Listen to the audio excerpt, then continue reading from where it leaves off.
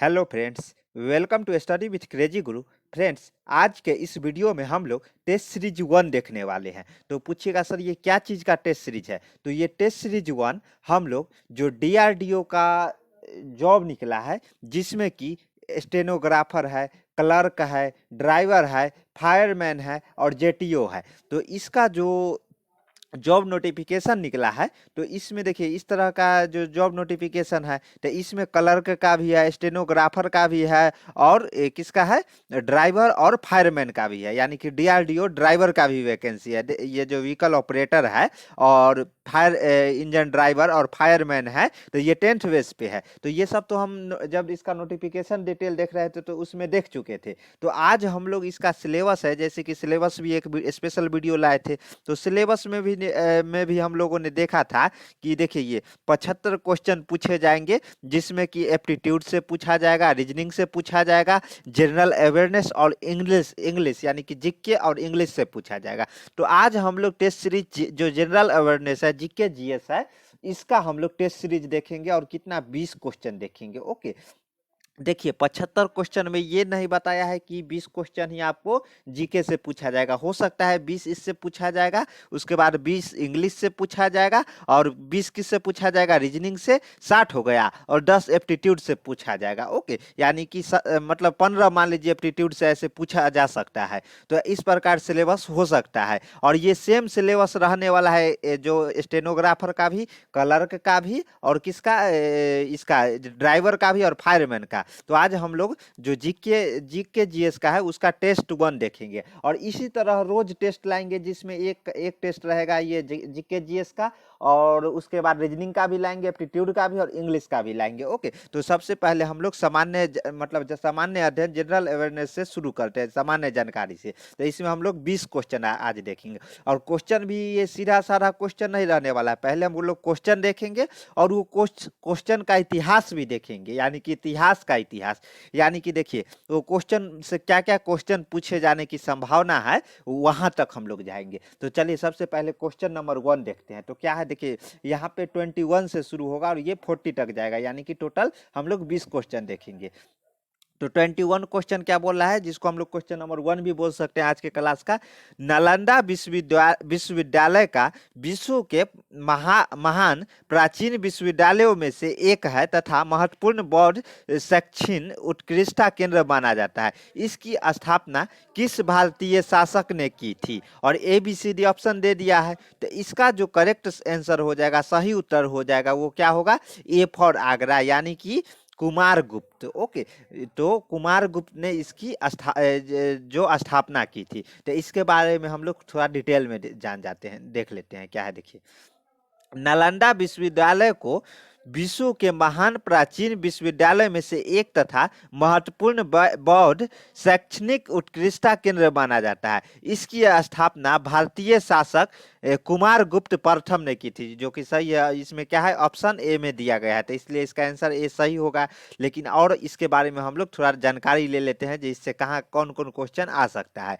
तो देखिए, ह्वेनसांग के अनुसार कुमार गुप्त फर्स्ट ने पांचवी शताब्दी ईस्वी सन में नालंदा विश्वविद्यालय की स्थापना की। ओके, तो और देखते हैं और क्या है। तो ह्वेनसांग के अनुसार, किसके अनुसार, ये कौन थे ह्वेनसांग? तो ह्वेनसांग के बारे में सब जानते थे। इनके अनुसार जो कुमार गुप्त है वो 5वीं शताब्दी ईस्वी में नालंदा विश्वविद्यालय की स्थापना की। नालंदा विश्वविद्यालय को हर्षवर्धन और पाल वंश के शासकों से आर्थिक मदद हुई। हर्षवर्धन और कौन, पाल वंश। जो कुमार ये भी पूछ सकता है जे मतलब किस वंश से इसको आर्थिक मदद मिली थी, तो हर्षवर्धन और पाल वंश से। ओके, तो ये हो गया। उसके बाद देखिए, हर्ष और पाल वंश के शासकों ने नालंदा विश्वविद्यालय के संरक्षण भी प्रदान किया। क्या संरक्षण भी प्रदान किए थे?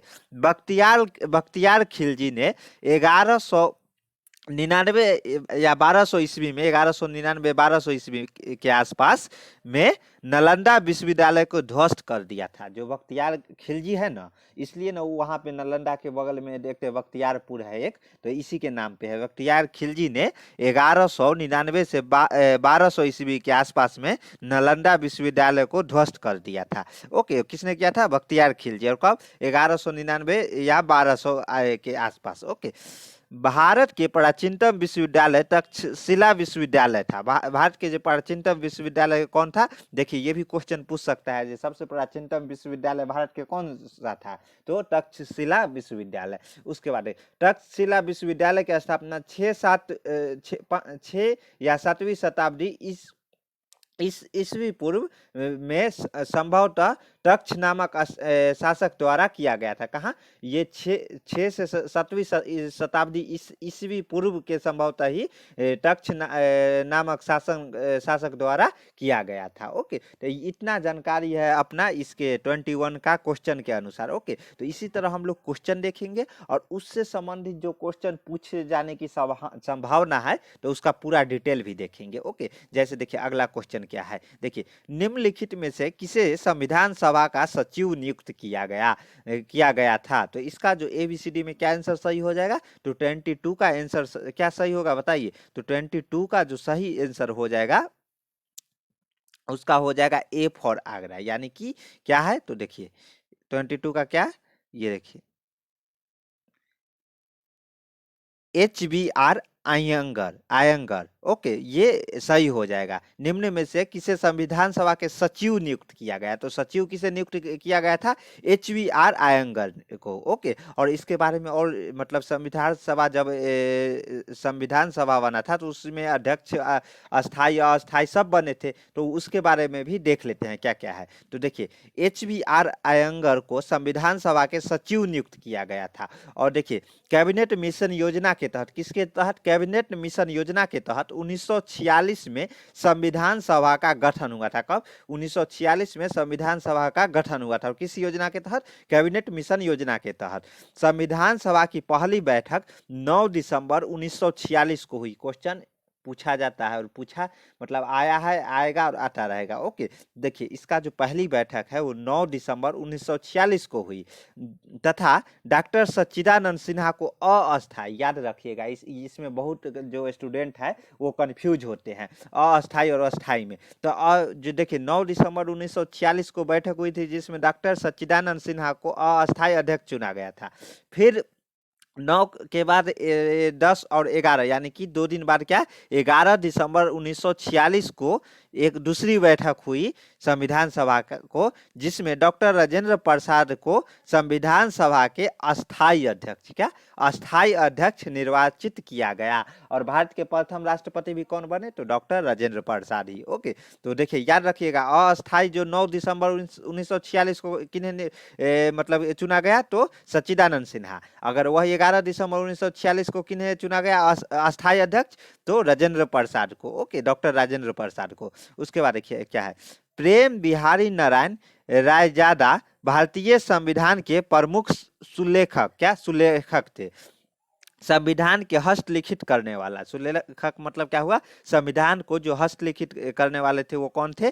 प्रेम बिहारी नारायण। ये भी बिहारी नारायण रायजादा। ओके, प्रेम बिहारी नारायण रायजादा। और उसके बाद देखिए सर बी एन राव संविधान सभा के संवैधानिक सलाहकार थे। सलाहकार कौन थे? Sir BN Rao. ओके, तो इतना क्वेश्चन मतलब ये जो इंपॉर्टेंट क्वेश्चन है, ये क्वेश्चन बार बार पूछे जाते हैं हर एक एग्जाम में, चाहे वो SSC का एग्जाम हो, रेलवे का हो या कहीं भी हो, यहाँ से एक ना एक क्वेश्चन डायरेक्ट पूछे जाते हैं। तो आपको ये सब चीज़ याद रखना है। ओके, उसके बाद ये भी डाउट आ रहा होगा सर इसका PDF कहाँ मिलेगा? तो नीचे डिस्क्रिप्शन में टेलीग्राम ग्रुप का लिंक है, वो लिंक के माध्यम से आप ग्रुप में ज्वाइन हो जाइए और ग्रुप में जैसे ही ज्वाइन होइएगा तो उसमें हम ये PDF जैसे जैसे क्लास होगा डाल देंगे। ओके, उसके बाद देखिए क्या है 23, निम्नलिखित में से कौन सा पद भारत के संविधान के अनुच्छेद 76 के तहत एक संवैधानिक पद है?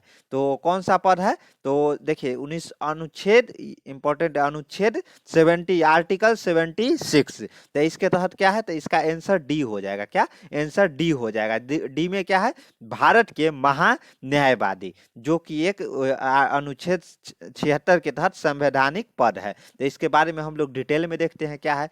तो वो देखिए, भारत के महान्यायवादी पद भारत के संवैधानिक के अनुच्छेद 76 के तहत एक संवैधानिक पद है। कौन अनुच्छेद 76 में कौन सा है? भारत के महान्यायवादी पद। ओके, उसके बाद इसके बारे में थोड़ा जान लेते हैं। महान्यायवादी देश का सर्वोच्च विधि अधिकारी होता है। विधि अधिकारी, सर्वोच्च विधि अधिकारी होता है। ओके, जैसे 3 होते हैं ना, भारत में 3 अधिकारी को विधि अधिकारी माना जाता है। कौन कौन सा? भारत का महान्यायवादी, उसके बाद भारत के महाधिवक्ता और भारत के अपर महाधिवक्ता। इसको क्या बोला जाता है? विधि अधिकारी। जो 3 अधिकारी है, इस तीनों अधिकारी को विधि अधिकारी बोला जाता है। ओके, उसके बाद देखते हैं महान्यायवादी। इसे संसद के दोनों सदनों की कार्यवाही में शामिल होने का अधिकार है, लेकिन मतदान का अधिकार नहीं है। याद रखिएगा, इंपॉर्टेंट पॉइंट है ये। दोनों सदन में ये भारत के महान्यायवादी है, जो उसमें कार्यवाही में शामिल हो सकते हैं, लेकिन अगर कोई चीज का मतदान होगा तो उसमें वो अपना मतदान नहीं दे सकते हैं। ओके, उसके बाद देखिए, महान्यायवादी की नियुक्ति संघीय मंत्रिपरिषद की सलाह पर राष्ट्रपति द्वारा की जाती है।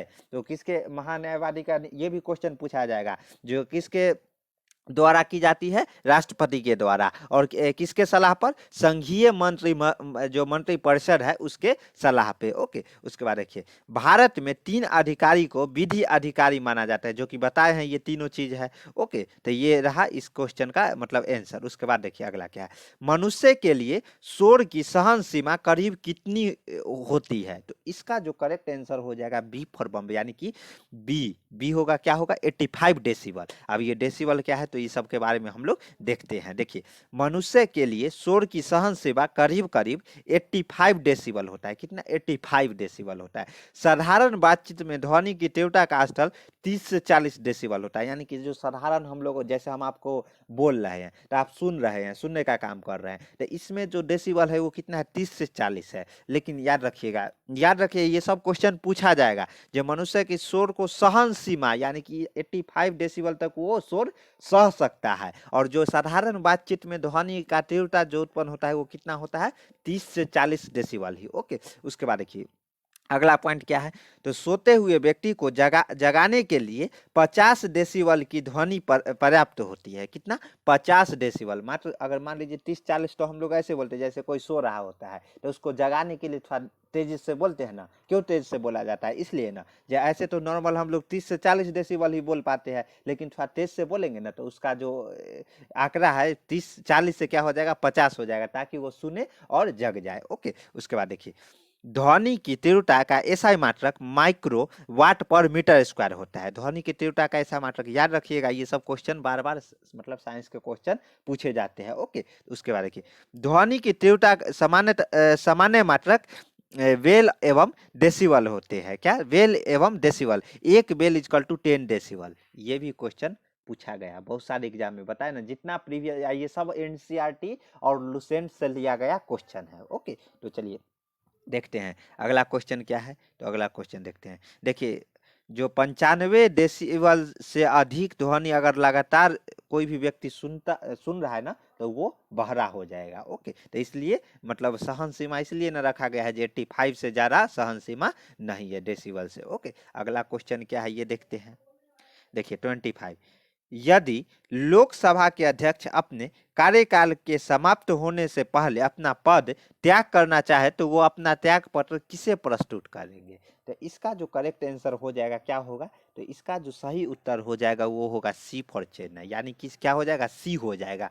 लोकसभा के उपाध्यक्ष, यानी कि इसमें देखिए, अध्यक्ष किसको देगा? लोकसभा के अध्यक्ष देगा किसको? उपाध्यक्ष को त्याग पत्र अपना। क्या? त्याग पत्र उपाध्यक्ष को। और उपाध्यक्ष किसको देंगे?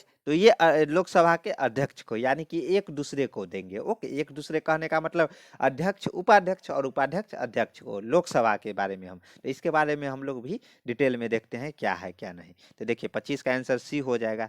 तो देखिए लोकसभा अध्यक्ष मतलब इस पर भी क्या क्या क्वेश्चन आ सकता है, इस मतलब देखते हैं। देखिए 25 इसका आंसर सी हो जाएगा। यदि लोकसभा अध्यक्ष अपने कार्यकाल समाप्त होने से पूर्व त्याग पत्र देना चाहते तो वो अपना त्याग पत्र लोकसभा के उपाध्यक्ष को दे सकता है। किसको? उपाध्यक्ष को देगा। ओके, उसके बाद देखिए लोकसभा का स्पीकर लोकसभा के सदस्य के बहुमत द्वारा चुना जाता है। लोकसभा के जो स्पीकर होता है ना, जिसको लोकसभा के स्पीकर कौन होते हैं? जो लोकसभा के अध्यक्ष होते हैं उन्हीं को लोकसभा के स्पीकर बोला जाता है। और त्यागपत्र उपाध्यक्ष को देते हैं। बिल्कुल सही बात है। उसके बाद देखिए अगला पॉइंट क्या बोला है? लोकसभा के उपाध्यक्ष चुनाव में लोकसभा सदस्य अपने में से एक को चुन लेते हैं। लोकसभा के जो उपाध्यक्ष का भी चुनाव होता है ना, तो लोकसभा के मतलब जो सांसद लोग रहते हैं ना, उन्हीं में से एक को उपाध्यक्ष भी चुन लिया जाता है। यदि उपाध्यक्ष अपना त्यागपत्र देता है तो वह स्पीकर को देगा, यानी कि लोकसभा स्पीकर के अध्यक्ष को देगा। ओके, उसके बाद देखिए क्या है? केंद्रीय विधायक मंडल में प्रथम भारतीय स्पीकर देखिए केंद्रीय विधायक मंडल जो आजादी से पहले में प्रथम भारतीय स्पीकर 1925 ईस्वी में विट्ठल भाई पटेल को चुना गया था। किन्हें? विट्ठल भाई पटेल। याद रखिएगा, ये क्वेश्चन पूछा जाएगा। और उसके बाद देखिए वे स्वराज पार्टी के टिकट पर चुने गए थे। किस पार्टी के? स्वराज पार्टी के। और कब की बात है? 1925, यानी कि आजादी से पहले। उसके बाद देखिए स्वतंत्र भारत के प्रथम स्पीकर गणेश वासुदेव मावलंकर थे। ओके, कौन थे? स्वतंत्र भारत के प्रथम स्पीकर कौन थे? गणेश वासुदेव मावलंकर थे। दूसरे लोकसभा स्पीकर कौन थे? एम अनंत सैनम आयंगर। कौन थे?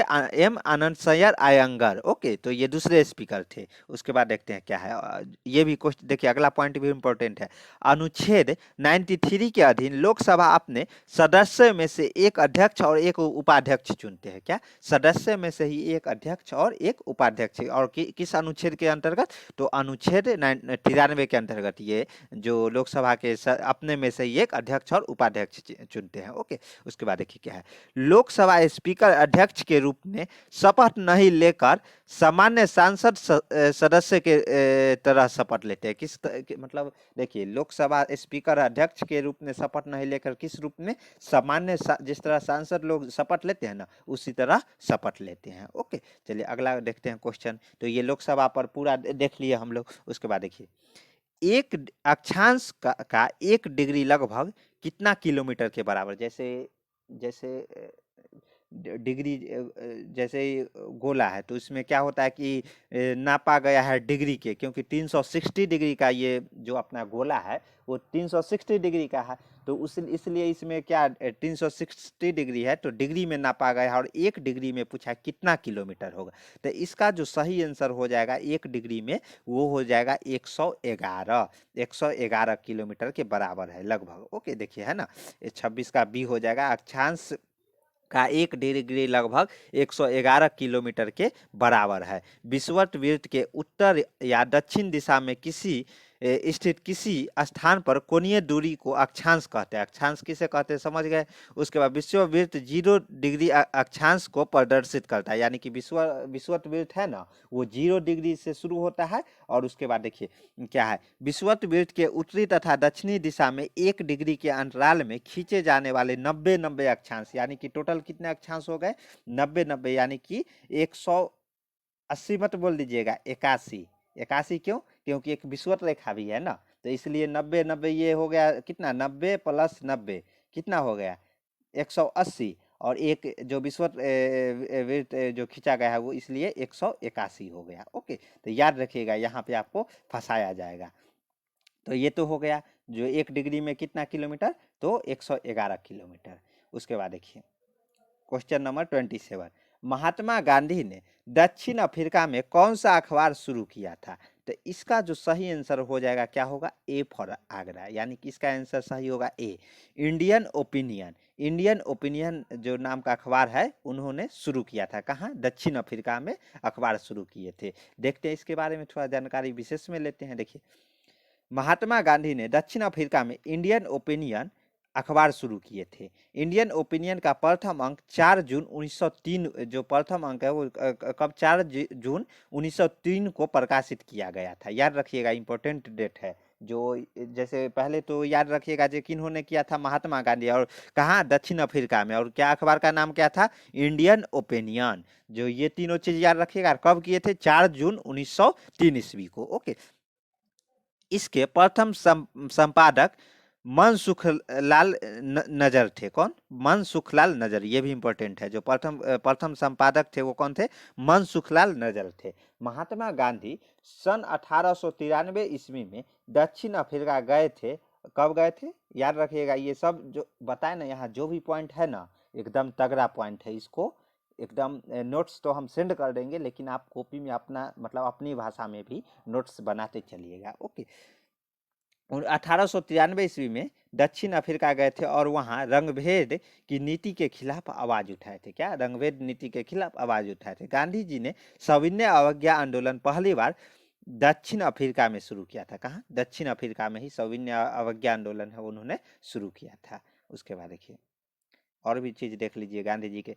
हिंद स्वराज, गांधी जी की लिखी हुई पुस्तक है। इसे पुस्तक को 1909 में लंदन के दक्षिण अफ्रीका लंदन से दक्षिण अफ्रीका लौटते हुए लिखी गई। यानी कि ये गांधी जी का हिंद स्वराज है, जो इन्हीं का पुस्तक है। और कब लिखा गया, 1909 ईस्वी में। कब, जब लंदन से दक्षिण अफ्रीका लौट रहे थे गांधी जी, तब लिखे थे। उसके बाद देखिए, नेशनल हेराल्ड नामक समाचार पत्र स्थापना जवाहरलाल नेहरू ने लखनऊ में 1938 ईस्वी में किए थे। देखिए, जवाहरलाल नेहरू से भी क्वेश्चन पूछा जा सकता है। तो क्या है, नेशनल हेराल्ड ओके नामक समाचार पत्र, जो 1938 में किए थे। ओके, और उसके बाद देखिए, एनी बेसेंट ने 1914 में द कॉमनवेल्थ जो साप्ताहिक पत्रिका शुरू किए थे। तो ये सब जो पत्रिका है ना, ये क्वेश्चन बार बार पूछे जाते एग्जाम में, इसलिए ये पॉइंट यहाँ पे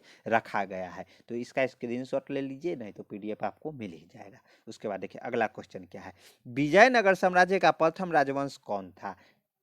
तो कौन था इसमें, तो इसका सही उत्तर हो जाएगा सी, यानी कि संगम।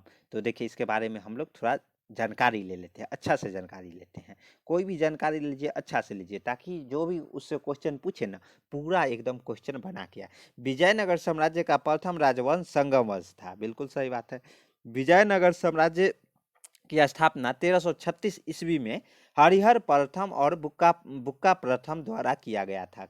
हरिहर और बुक्का द्वारा किया गया था। और इससे क्वेश्चन एसएससी का ये फेवरेट टॉपिक है। जो विजयनगर है ना, कोई भी एग्जाम उठा लीजिए, एसएससी का सीजीएल ले लीजिए, सीएचएसएल, एमटीएस, एसएससी का दिल्ली पुलिस का जो भी ड्राइवर कांस्टेबल, एडब्ल्यू टीपीओ, कोई भी ले लीजिए, वहाँ विजयनगर साम्राज्य से कोई ना कोई शिफ्ट में ये क्वेश्चन भेजा ही जाता है। हरिहर और बुक्का विजयनगर साम्राज्य से। ओके, हरिहर प्रथम और बुक्का प्रथम दोनों भाई थे एवं इनके वंश का नाम संगम वंश था, जो कि इसलिए ना फर्स्ट है जो संगम वंश है। ओके, विजयनगर साम्राज्य पर शासन करने वाले वंशों का क्रम इस प्रकार था, जैसे संगम हो गया, सालू हो गया, टुलू हो गया, आराविडू हो गया। तो ये देखिए इस क्रम में थे, पहले संगम, सालू, टुलू एवं आराविडू। ओके, तो इस तरह क्रम याद जरूर रखिएगा। ओके, तो ये हो गया। उसके बाद देखिए, दक्षिण भारत में विजयनगर एवं बहमनी के बीच युद्ध मुख्यतः रायचूर दोआब क्षेत्र को लेकर होता रहता था। जो दक्षिण भारत में विजयनगर और बहमनी में मतलब युद्ध दोनों के बीच खूब होता था ना, एकदम खूब युद्ध होता था दोनों के बीच। तो क्यों होता था, तो रायचूर दोआब क्षेत्र है उसको लेके होता था। ओके, तो देखिए 23 जनवरी 1565 ईस्वी को तालीकोटा या राक्षस टंगरी का युद्ध विजयनगर और बहमनी के संयुक्त सेना के बीच लड़ी गई, जिसमें विजयनगर को बुरी तरह पराजित हुआ, बहमनी इसमें विजय पाया था। ओके, तो इतना चीज है जो जिससे आपको विजयनगर मतलब यहाँ से विजयनगर साम्राज्य से क्वेश्चन पूछा जा सकता है। तो ये सब चीज याद रखिएगा। उसके बाद देखिए अगला क्वेश्चन क्या है, भारतीय राज्य सिक्किम किस देश के साथ अपनी सीमा को साझा नहीं करता है। तो ये किस देश के साथ, बी, बांग्लादेश के साथ अपना सीमा, जो सिक्किम है, याद रखिएगा सिक्किम है जो बांग्लादेश के साथ अपना सीमा साझा नहीं करता है। तो अब सीमा का बात आ गया, तो थोड़ा इस पे भी बांग्लादेश के बारे में हम लोग जानकारी ले लेते हैं। ओके, और सिक्किम के बारे में देखिए, भारतीय राज्य सिक्किम को सीमा बांग्लादेश से नहीं लगती है, बिल्कुल सही है। देखते हैं कैसे। बांग्लादेश से लगने वाले भारतीय राज्य पश्चिम बंगाल, कौन है? पश्चिम बंगाल है। वही कारण हमेशा विवाद में रहता है, जो पश्चिम बांग्लादेश से कुछ आदमी है जो पश्चिम बंगाल में आ गए थे। ओके, तो यही कारण। उसके बाद असम हो गया, मेघालय हो गया, त्रिपुरा हो गया और मिजोरम। यहाँ कहीं सिक्किम दिख रहा है क्या? नहीं ना। तो कौन कौन है बांग्लादेश से लगने वाला जो अपना भारत का राज्य कौन कौन सा है? पश्चिम बंगाल है, असम है, मेघालय, त्रिपुरा और मिजोरम है। ओके, उसके बाद देखिए सिक्किम। अब ये बात आ गया जी, सिक्किम कौन कौन सा राज्य से लगता है? तो सिक्किम से नेपाल, चीन, भूटान, यानी कि नेपाल, चीन और भूटान सीमा लगती है। जो सिक्किम से याद रखिएगा, नेपाल, चीन और भूटान। बांग्लादेश डेल्टाई प्रदेश है, जहां विश्व के सबसे बड़े डेल्टा है सुंदरवन डेल्टा। सुंदरवन डेल्टा है जो बांग्लादेश में ही अवस्थित है। ओके, जो कि गंगा और ब्रह्मपुत्रा के दोनों नदी के मतलब जो दुआब बोलिए, जो भी बोलिए, तो वही कारण वहाँ पे बहुत बड़ा दोनों का जो मिलन होता है ना, वो कारण वहाँ सबसे बड़ा डेल्टाई प्रदेश बन गया है। ओके, उसके बाद देखिए, जहाँ सुंदरवन सुंदरवन डेल्टा के नाम से जानते हैं। बांग्लादेश तीन ओर से भारत से त्रिपुरा से घिरा हुआ है। जो तीन ओर से है वो भारत से त्रिपुरा से ही घिरा हुआ है। ओके, भारत के सबसे लंबी अंतरराष्ट्रीय सीमा, याद रखिएगा ये क्वेश्चन पूछा जाता है बार बार, जो कि बांग्लादेश के साथ लगती है। भारत के सबसे ज्यादा अंतरराष्ट्रीय सीमा है जो बांग्लादेश का, और कितना है? 4096.7 किलोमीटर। ओके, तो ये याद रखिएगा, इंपॉर्टेंट चीज है। और देखिए, आज का ये हम लोग लास्ट क्वेश्चन देखते हैं। तो इनमें से कौन सा पर्वत श्रृंखला स्विट्जरलैंड में स्थित है? तो कौन सा है? तो इसका जो सही आंसर हो जाएगा वो डी, यानी कि कौन है? The Alps. अल्पस, अल्पस होगा, द अल्पस। ओके, तो देखते हैं इसके बारे में भी थोड़ा जानकारी ले लेते हैं।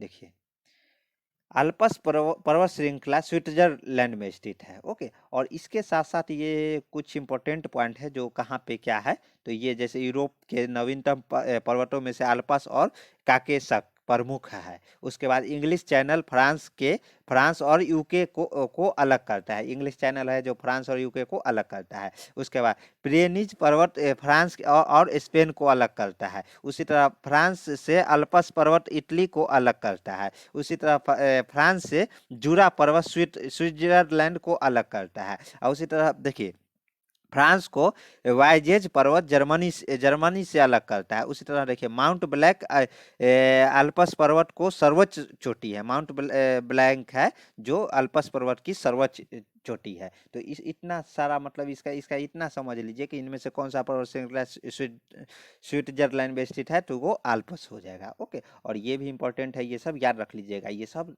मतलब एग्जाम में यहीं से क्वेश्चन पूछे जाते हैं। और देख रहे हैं ना कैसे क्वेश्चन मतलब बनाया गया है। तो आपको क्या करना है, इतना मेहनत किया है अपन, जो स्टडी विथ क्रेजी गुरु है इसका टीम आपके लिए इतना मेहनत कर रहा है, तो आपको भी फर्ज है ना कि क्या करना है, वीडियो को तो लाइक कीजिए और एक प्यारा सा कमेंट दीजिए। और कमेंट ऐसा देना है जो लगे जहाँ जो डीआरडीओ का आप स्टूडेंट है। ओके, जो मतलब डीआरडीओ इतना बड़ा संस्था में जॉब करने जा रहे हैं, तो लगना चाहिए ना जो आप डीआरडीओ का अभ्यर्थी है। ओके, तो और हमारे चैनल पे नए हैं तो क्या करना है, चैनल को सब्सक्राइब कर लेना है। क्यों सब्सक्राइब करना है? ताकि जो भी नोटिफिकेशन हम डाले, जो भी एग्जाम का आप तैयारी करते हैं, जिसका हम तैयारी करवाते हैं, तो वो आप तक जल्दी से जल्दी पहुंचे। जैसे अभी देखिए, दिल्ली पुलिस ड्राइवर का तैयारी करवाए थे कुछ दिन पहले, तो उसमें भी बहुत सारे ऐसे कैंडिडेट है जो अभी रिजल्ट तो नहीं आया है, लेकिन बोल रहे हैं सर मेरा रिजल्ट बन जाएगा। और अब इंटरव्यू का भी उसका तैयारी करवाएंगे ड्राइवर वाले का। जो क्यों इंटरव्यू का? क्योंकि 50 में 25 नंबर कंपलसरी है, तो 25 नंबर चाहिए ना पास होने के लिए। तो अगर 25 में 24 आ जाएगा तो पास नहीं होगा। पूरा जो रिटर्न एग्जाम दे के आए हैं 80 नंबर क्यों नहीं आ रहा हो, पूरा कचरा हो जाएगा। ओके, तो इसलिए इंटरव्यू का भी तैयारी कराएंगे। उसी तरह एसएससी जीडी में भी अगर कोई अभ्यर्थी है जो फॉर्म डाले हैं, तो वो क्या करेंगे, एसएससी जीडी का भी तैयारी हो रहा है। आप प्ले लिस्ट में वहाँ जाके देख सकते हैं। ओके, चलिए मिलते हैं नेक्स्ट वीडियो में। जय हिंद, जय भारत। और फिर से मैं बोल दे रहा हूँ कि अगर चैनल पे नए हैं तो चैनल को क्या करना है, सब्सक्राइब कर लेना है। जय हिंद, जय भारत।